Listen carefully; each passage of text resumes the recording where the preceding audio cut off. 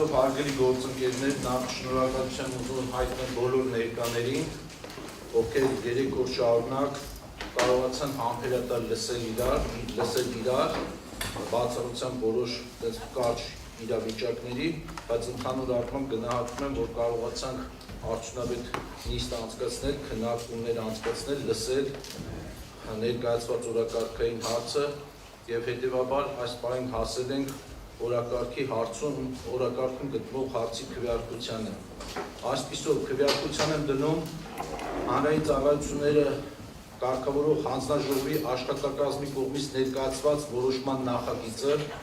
Հայաստանի էլեկտրական ցանցեր փակ բաժնետիրական ընկերության էլեկտրական էներգիայի հզորության բաշխման համար 0092 լիցենզիան դադարեցման մասին նախագիծը քննարկումների արդյունքներով առաջարկությունների խմբագրությամբ ովքեր են կողմ օրակարգի հարցին, այսինքն ովքեր են կողմ լիցենզիայի դադարեցմանը,